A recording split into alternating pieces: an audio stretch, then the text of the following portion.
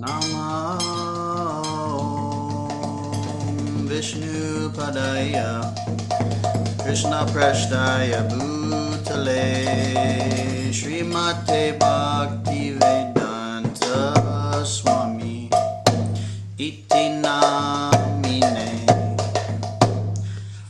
Nama Om Vishnu Padaya Krishna Prashtaya Bhutale Srimate Bhakti Vedanta Swami Iti Namine Namaste Saraswate Deve Gaudavani Pracharine Nirvishesha Shunyavadi Paschatya Deshatarine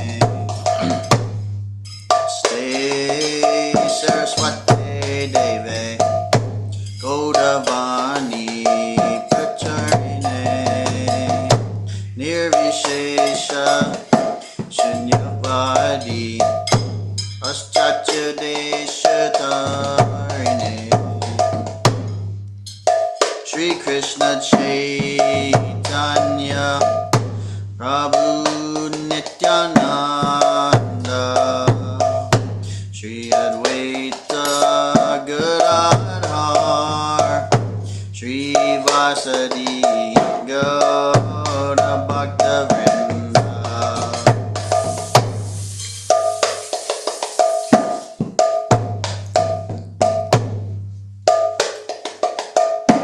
Nanda Shri Advaita Gadadhar Shri Vasadi Gauda Bhakta Vrinda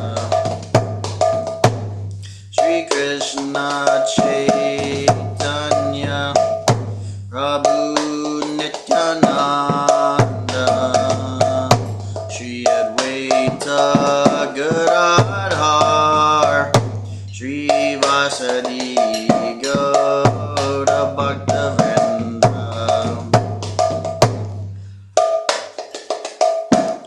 Chaitanya Prabhu Nityananda Shri Advaita Gadadhar Shri Vasadi Gauda Bhakta Vrinda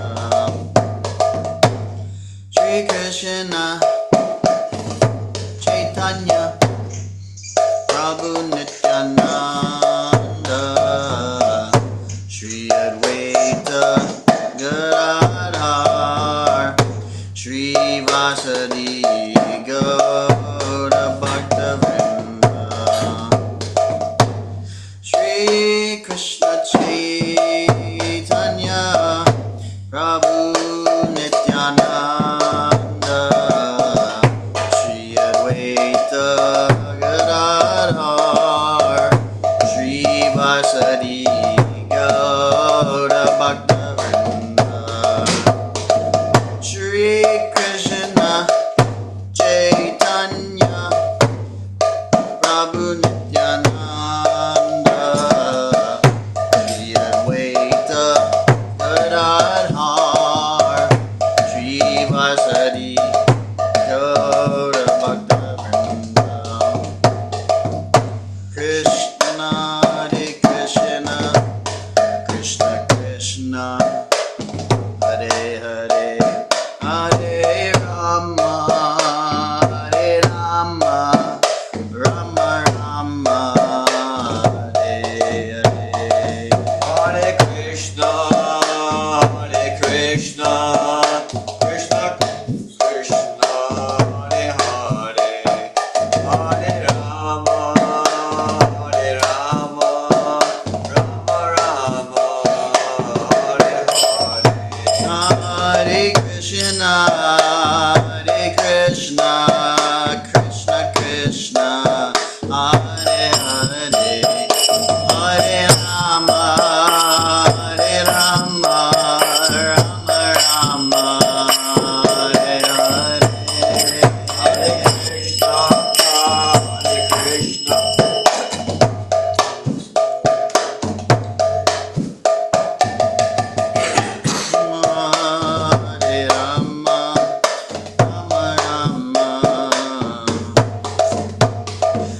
Hare Krishna, Hare Krishna, Krishna Krishna, Hare Hare, Hare Rama, Hare Rama, Rama Rama, Hare Hare, Hare Krishna, Krishna Krishna, Hare Hare, Hare Rama, Rama Rama, Hare Hare, Hare Krishna, Krishna Krishna, Hare Hare, Hare Rama, Rama Rama, Hare Hare, Hare Krishna, Krishna Krishna, Hare Hare, Hare Rama, Rama Rama, Hare Hare, Hare Krishna, Krishna Krishna, Hare Hare, Hare Rama, Rama Rama, Hare Hare, Hare Krishna, Krishna Krishna, Hare Hare, Hare Rama, Rama Rama, Hare Hare, Hare Krishna, Krishna Krishna, Hare Hare, Hare Rama, Rama Rama, Hare Hare, Hare Krishna, Krishna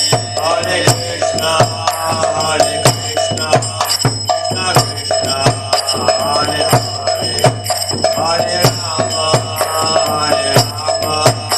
Rama Rama, Hare Hare, Hare Krishna, Krishna Krishna, Hare Hare, Hare Rama, Rama Rama, Hare Hare, Hare Krishna, Krishna Krishna, Hare Hare, Hare Rama, Rama Rama, Hare Hare, Prabhupada, Jai Prabhupada,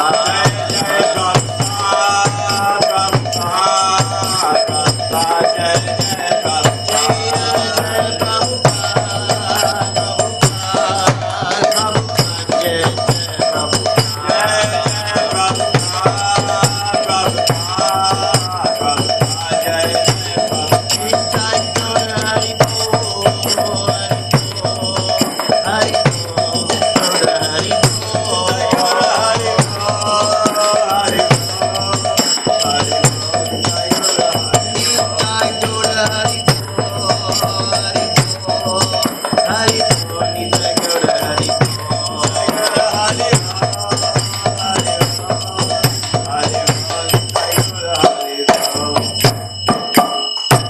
Prabhupada ki, Bhagavad Gita as it is ki, I go to Premanande. Hari Hari.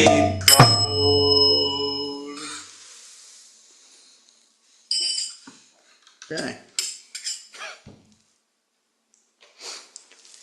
Would you like a book, Prabhuji? Yeah. We're on page 574. Welcome to everyone online. Hare Krishna. Welcome to another daily reading. Srila Prabhupada's books. We're continuing in Bhagavad Gita as it is. We're in chapter 14, text 9. We always start with our invocation, the Mangalacharana, and then we dive into the nectar here. Thank you, Nakunja, for being here. And we have the stalwart pundit, the illustrious and magnificent book distributor, Bhakta Adam. And we have Ashok Prabhu's here. Thank you so much, Prabhuji, for cooking for us and being here with us. And that's everyone for right now. Hare Krishna. So we're going to dive into invocation, and then 14.9. Om Jnanatimiram Hasya Jnananjana Shalakaya Chakshurunmilitam Yena Tasmai Shri Gurave Namaha Shri Chaitanya Manobishtam Stapitam Yena Bhutale Swayam Rupa Kadamayam Dadati Swapadantikam Vandeham Shri Guru Shri Yuta Parakamala Shri Gurun Vaishnavangscha Shri Rupam Sagrajatam Sahagana Raganatan Vitang Tang Sajivam Sadvaitam Savadhutam Parijana Sahitam Krishna Chaitanya Devam Shri Radha Krishna Padan Sahagana Lalita Shri Vijakan Vitangscha He Krishna Karuna Sindho Dinabandho Jagatpate Gopesha Gopika Kanta Radha Kanta Namostute Tapta Kanchana Gaurangi Radhe Vrindavaneshwari Vrishabhanu Sute Devi Pranamami Hari Priye Anchakalpa Tarubhyascha Kripa Sindhubhya Evacha Patitanam Bhavanebhyo Vaishnavebhyo Namo Namaha Shri Krishna Chaitanya Prabhu Nityananda Shri Advaita Gadadhar Srivasadi Gauda Bhakta Vrinda Hare Krishna Krishna Krishna Hare Hare Hare Rama Rama Rama Hare Hare Hare Krishna Krishna Krishna Hare Hare Hare Rama Rama Rama Hare Hare Hare Krishna Krishna Krishna Hare Hare Hare Rama Rama Hare Hare Mukam karoti vachalam pangum langhayate girim yat kripatamaham vande Shri Gurun Dinatarnam.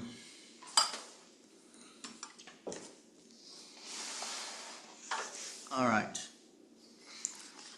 So, everyone knows pretty much, just hearing, but comments and questions are very much welcomed at any time. Okay, text 9.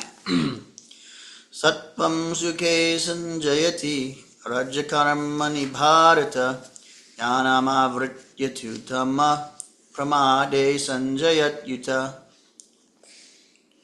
O son of Bharat, the mode of goodness conditions one to happiness, passion conditions one to fruitive action, and ignorance, covering one's knowledge, binds one to madness.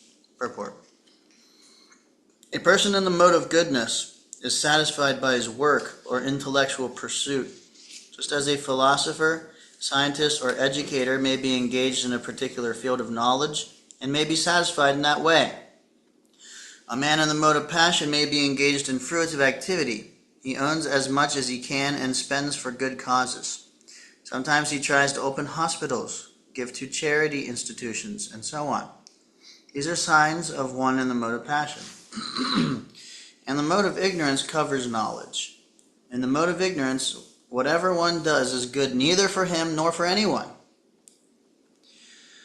10. Rajastamascha vibhuya sattvam bhavati bharata rajasattvam tamaschaiva tamasattvam rajastatha. Sometimes the mode of goodness becomes prominent, defeating the modes of passion and ignorance, O son of Bharat. Sometimes the mode of passion defeats goodness and ignorance, and at other times ignorance defeats goodness and passion. In this way there is always competition for supremacy. Purport. When the mode of passion is prominent, the modes of goodness and ignorance are defeated. When the mode of goodness is prominent, passion and ignorance are defeated, and when the mode of ignorance is prominent, passion and goodness are defeated. This competition is always going on. Therefore, one who is actually intent on advancing in Krishna consciousness has to transcend these three modes. The prominence of some certain mode of nature is manifested in one's dealings, in his activities, in eating, and so on. All this will be explained in later chapters. But if one wants, he can develop by practice the mode of goodness and thus defeat the modes of ignorance and passion. One can similarly develop the mode of passion and defeat goodness and ignorance. Or one can develop the mode of ignorance and defeat goodness and passion. Although there are these three modes of material nature, if one is determined, he can be blessed by the mode of goodness, and by transcending the mode of goodness, he can be situated in pure goodness, which is called the Vasudeva state, a state in which one can understand the science of God. By the manifestation of particular activities, it can be understood in what mode of nature one is situated. Sarvadvareshu dehesmin prakasha upajayate jnanam yada tada vidyan vivriddham sattvamityuta. The manifestation of the mode of goodness can be experienced when all the gates of the body are illuminated by knowledge. Do you have any purport on that?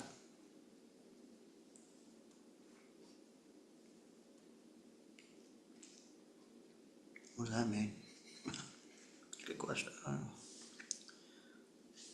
If not, we can see what is in the purport. I just thought maybe you had some insight. Seems like it's very true, you know. When we experience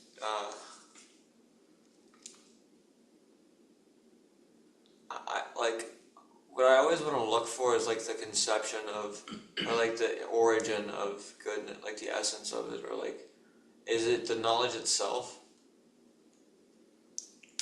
Goodness? Yeah, is it the knowledge itself, or is it like does it come about from the knowledge, or does the knowledge come about from like if a positive thing happens? A positive thing?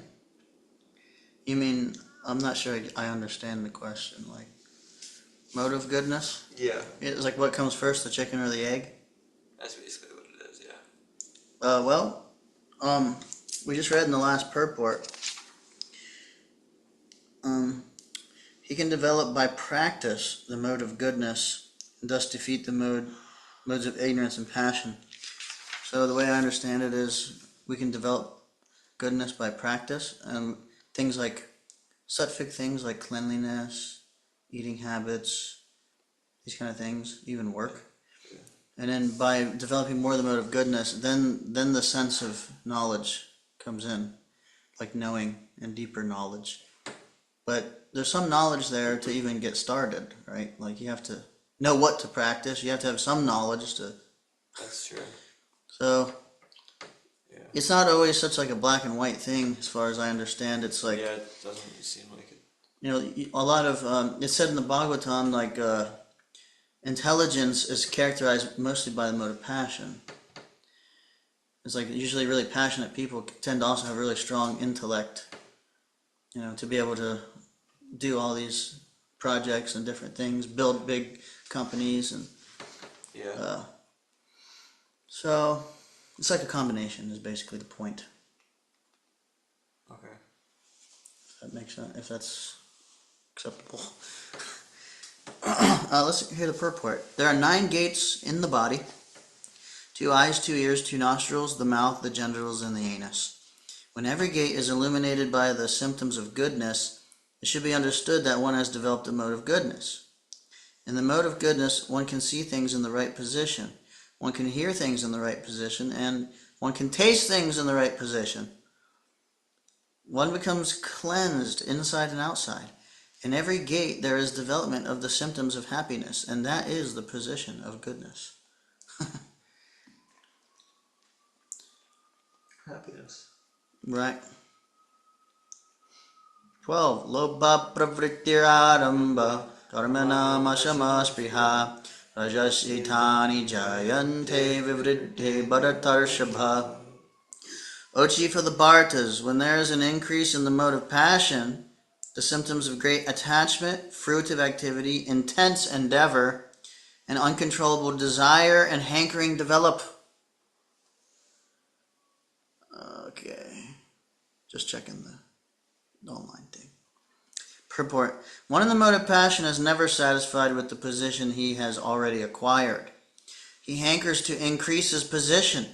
If he wants to construct a residential house, he tries his best to have a palatial house, as if he would be able to reside in that house eternally.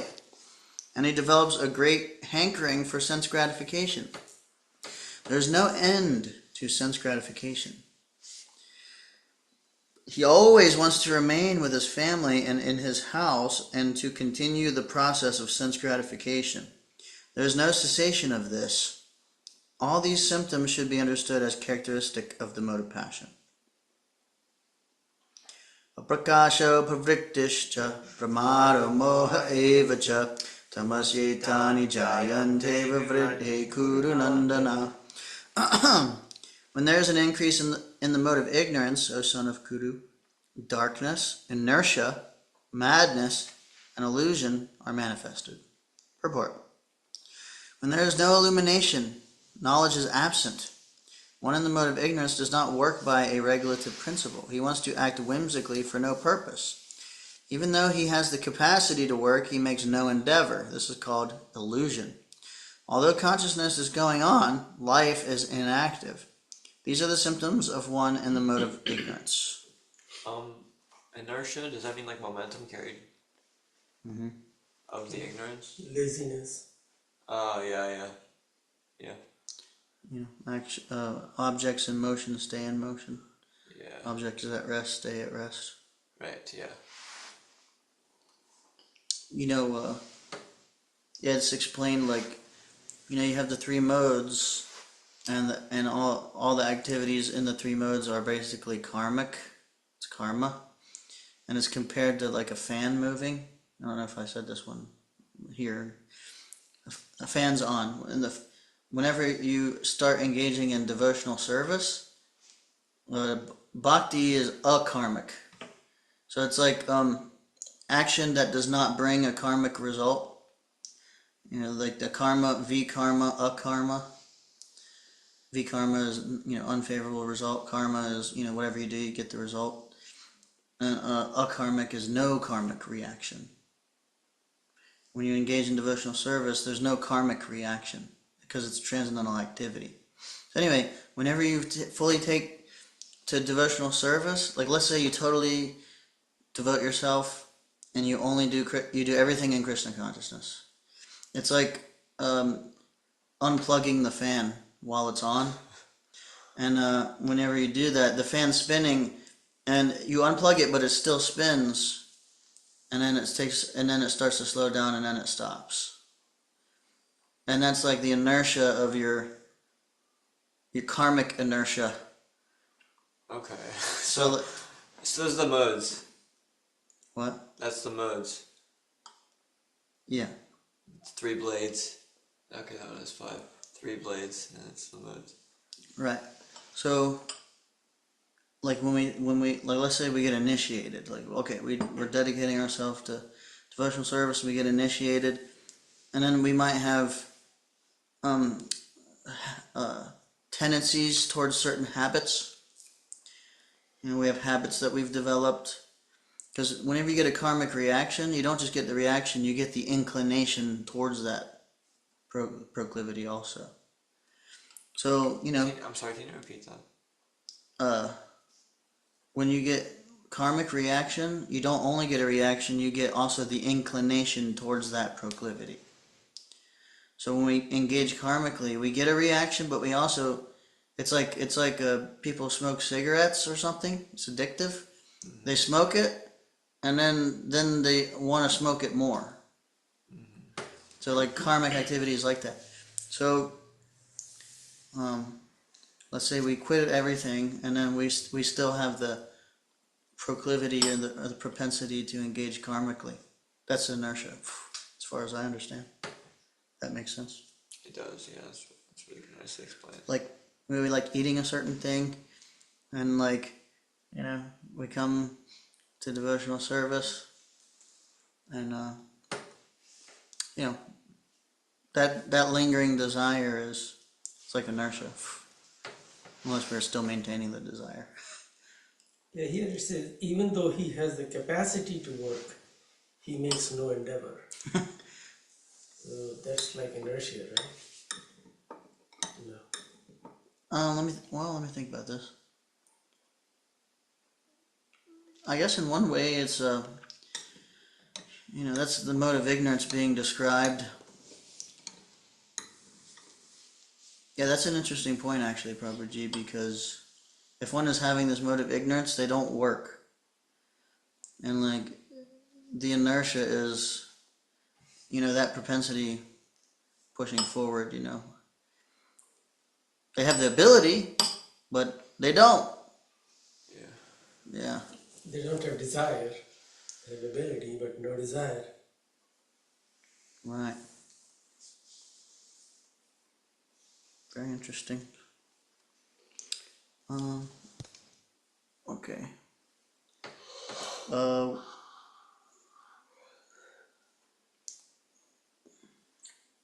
Sorry. Did I finish the purport?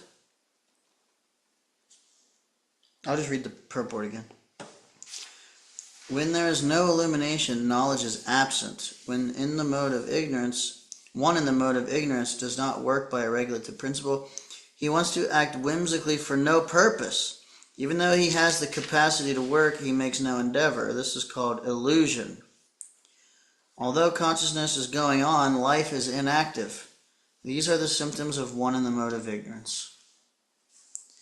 14. Yada sattve pravriddhetu pralayam yati dehabrit tadottama vidam lokan amalan pratipadyate. When one dies in the mode of goodness, he attains to the pure higher planets of the great sages. Purport. One in goodness attains higher planetary systems like Brahmaloka or Janaloka, and there enjoys godly happiness.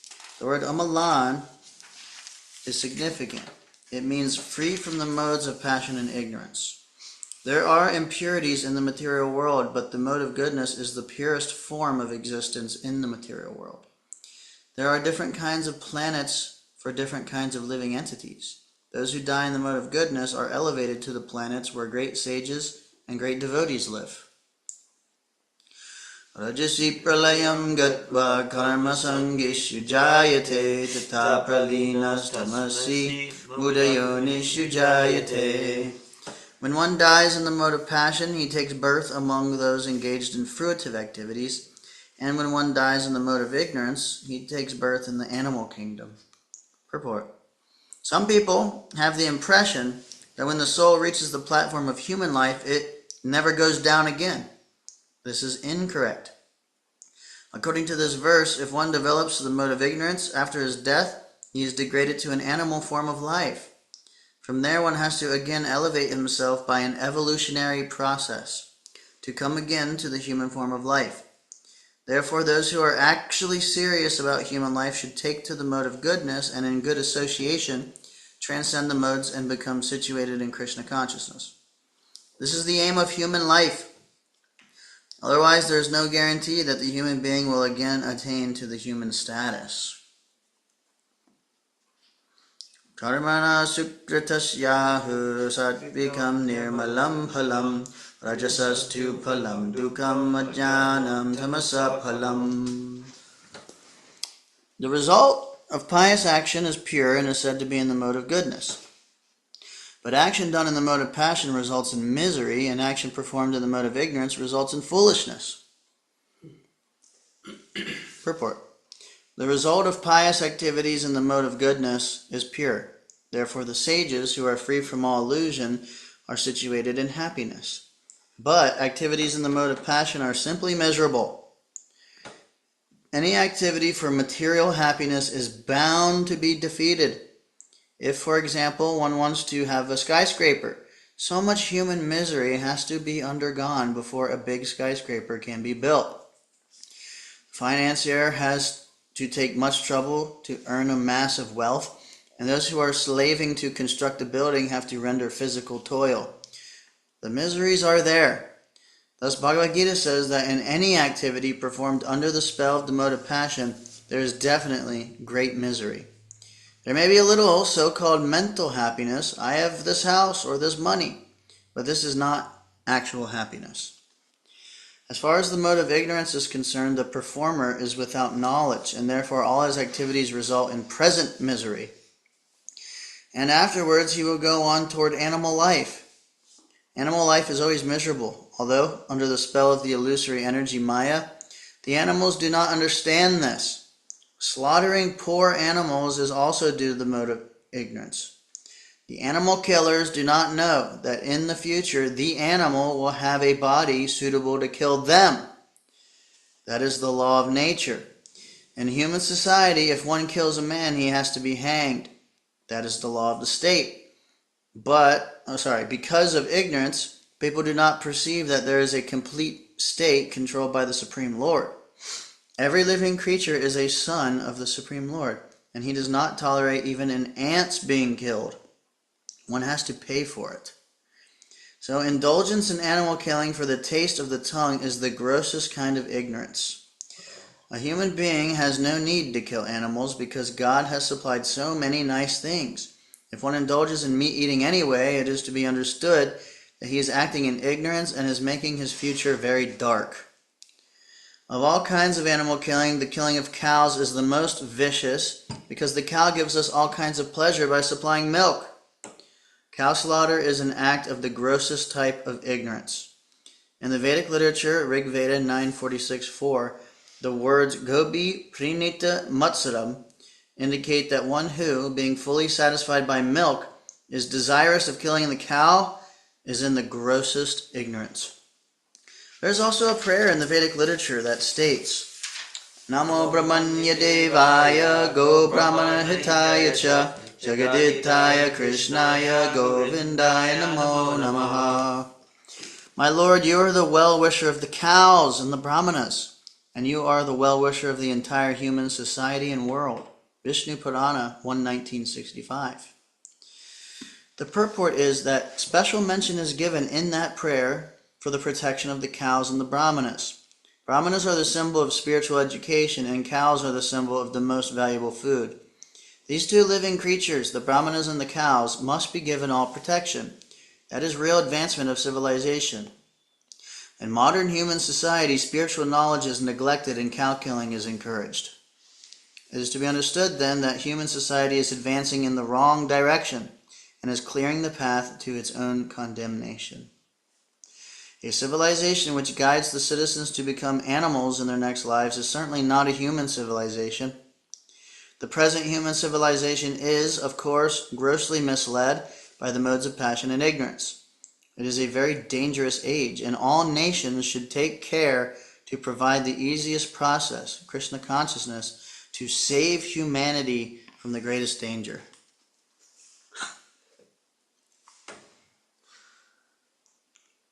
Pretty amazing. Prabhupada makes quite a case. Yeah. It's so attractive, and that's so great. Any comments or reflections online? Questions, comments, reflections, appreciations, ecstasies? He makes a strong case against meat eating, especially eating beef. In the Srimad Bhagavatam, he directly connects natural disasters and things happening to cow slaughter. Mm-hmm. Yeah, if you look at the amount of land that is needed to feed the cows, just to slaughter them, is huge. Huge amount of resources are actually devoted to that purpose, and that's what is also going to create problem. Right. Yeah. Everything's, and they're artificially feeding them corns. They feed them corn. If there's grass-fed cows, it's like a premium product. They feed them artificial stuff that they make, and Yeah, the efficiency and productivity is important in business. So they give them all kind of steroids, all kind of crazy feed, so they become fat fast. Right. So with a little amount of input, they want the most output. Right. And they come up with science talking about, for the cows to roam. I've heard an actual scientific study that they were presenting that the cows leaving the dung pollutes everything. So they're like doing a great service to humanity by making these factories that are actually polluting everything. It's like completely backwards. Yeah. It's crazy. Oh, we do have something on here. Not at this time. Oh, we don't. It's just nectar. You have anything? Wasn't sure if you were going to say It something. sounded really attractive, what he was saying. Right. Yeah, it's amazing. It's amazing, at least for me, growing up here and then learning and trying to learn and apply Krishna consciousness. Basically, what we're doing in Krishna consciousness, we're changing our consciousness. We're changing our perspective, changing our paradigm. And just to, I can have at least some insight into some people and the way they're thinking and what they're doing. By family members and even from my own in the past, my thought process, the way I was taught and things. And after practicing Krishna consciousness, especially for just a little bit of time, and really trying to hear, and this things are really starting to make sense what Prabhupada's teaching, and then to see them, it's amazing the gap in the understanding of how the world works, what we're doing, why we're doing it. It's amazing. And it's Prabhupada, he's so there's a saying that says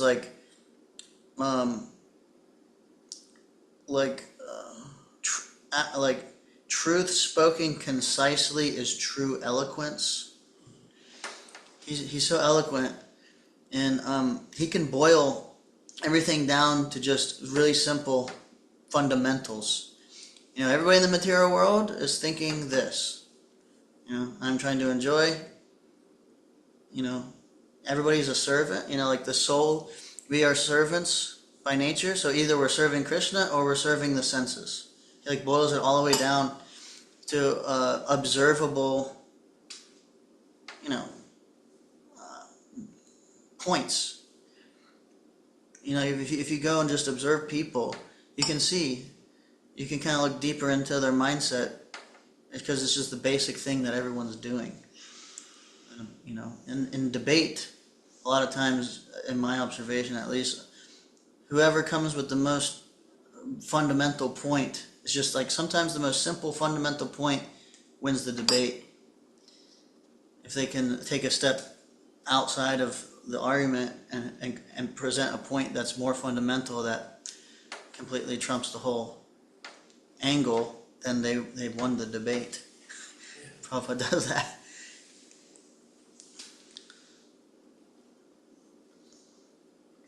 We have a little bit longer. Okay, text 17. Satvat sanjayate jnanam rajyaso lobha evacha pramadamaha tamaso bhavato jnanam evacha. From the mode of goodness, real knowledge develops. From the mode of passion, greed develops. And from the mode of ignorance, develop foolishness, madness, and illusion. Purport. Since the present civilization is not very congenial to the living entities, Krishna consciousness is recommended. Through Krishna consciousness, society will develop the mode of goodness. It's an interesting point. When the mode of goodness is developed, people will see things as they are. In the mode of ignorance, people are just like animals and cannot see things clearly. In the mode of ignorance, for example, they do not see that by killing one animal, they are taking the chance of being killed by the same animal in the next life. Because people have no education and actual knowledge, they become irresponsible.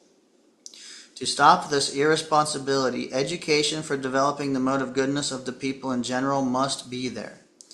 When they are actually educated in the mode of goodness, they will become sober in full knowledge of things as they are. Then people will be happy and prosperous. Even if the majority of the people aren't happy and prosperous, if a certain percentage of the population develops Krishna consciousness and becomes situated in the mode of goodness, then there is the possibility for peace and prosperity all over the world. Otherwise, if the world is devoted to the modes of passion and ignorance, there can be no peace or prosperity. In the mode of passion, people become greedy and their hankering for sense enjoyment has no limit. One can see that even if one has enough money and adequate arrangements for sense gratification, there is neither happiness nor peace of mind. That is not possible because one is situated in the mode of passion. If one wants happiness at all, his money will not help him. He has to elevate himself to the mode of goodness by practicing Krishna consciousness. When one is engaged in the mode of passion, not only is he mentally unhappy, but his profession and occupation are also very troublesome. He has to devise so many plans and schemes to acquire enough money to maintain his status quo. This is all miserable. In the mode of ignorance, people become mad. Being distressed by their circumstances, they take shelter of intoxication, and thus they sink further into ignorance. Their future in life is very dark. Let's see here. At least one more. Urdvam gaschanti satvasta madhyatishtanti rajasa Jaganya guna vrittista adho gaschanti tamasaha. Those situated in the mode of goodness gradually go upward to the higher planets. Those in the mode of passion live on the earthly planets, and those in the abominable mode of ignorance go down to the hellish worlds. Purport. In this verse, the results of actions in the three modes of nature are more explicitly set forth. There is an upper planetary system consisting of the heavenly planets where everyone is highly elevated. According to the degree of development in the mode of goodness, the living entity can be transferred to various planets in this system. The highest planet is Satyaloka or Brahmaloka, where the prime person of this universe, Lord Brahma, resides. We have seen already that we can hardly calculate the wondrous condition of the life in Brahmaloka. But the highest condition of life, the mode of goodness, can bring us to this. The mode of passion is mixed. It is in the middle, between the modes of goodness and ignorance. A person is not always pure, but even if he should be purely in the mode of passion, he will simply remain on this earth as a king or a rich man. But because there are mixtures, one can also go down. People on this earth, in the mode of passion or ignorance, cannot forcibly approach the higher planets by machine. In the mode of passion, there is also the chance of becoming mad in the next life. The lowest quality, the mode of ignorance, is described here as abominable. The result of developing ignorance is very, very risky. It is the lowest quality in material nature. Beneath the human level, there are 8 million species of life, birds, beasts, reptiles, trees, and so on. And according to the development of the mode of ignorance, people are brought down to these abominable conditions. The word tamasaha is very significant here. Tamasaha indicates those who stay continuously in the mode of ignorance without rising to a higher mode. Their future is very dark. There is an opportunity for men in the modes of ignorance and passion to be elevated to the mode of goodness, and that system is called Krishna consciousness. But one who does not take advantage of this opportunity will certainly continue in the lower modes. Can invoke Prabhupada, just thinking of, like, hearing this and then going to Court Street and doing book table and sitting there and chanting and seeing all the students going to Raising Cane's and eating the chicken, and they're all carrying coffee that's full of caffeine and gives so much anxiety, and it can invoke some compassion. Where are they headed? Prabhupada's explaining, just in ignorance. Don't even know. Nobody's telling them. It's like it's actually sad if you really think about it. Okay. Any points again? I know Nakunja, she comes up with some good ones often. Do you have any thoughts? Not me. Not I. Not I. I want to make a comment on this, the three modes of nature.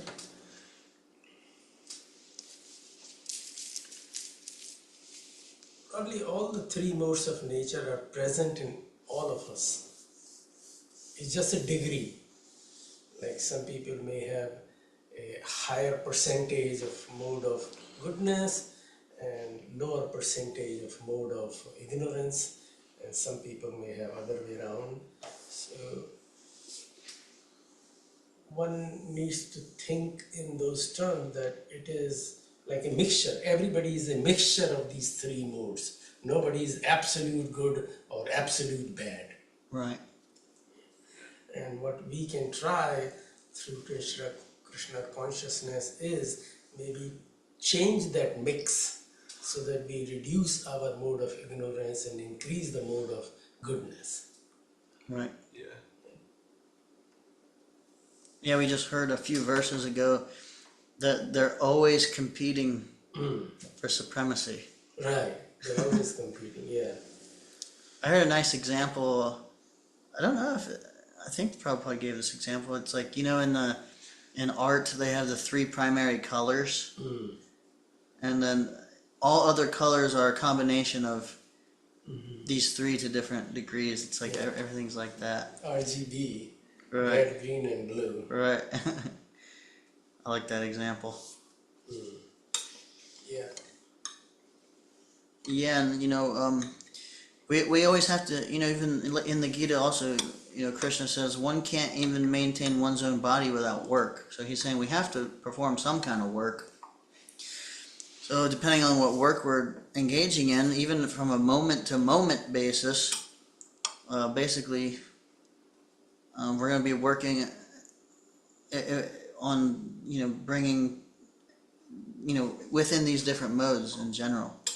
Like either I'm working towards more goodness or I'm, going towards ignorance. And I think there's even a breakdown of devotional service. Devotional service in the mode of ignorance and passion and goodness also. I think it's in Bhagavatam. It may be here in the Gita in a little bit. Yeah.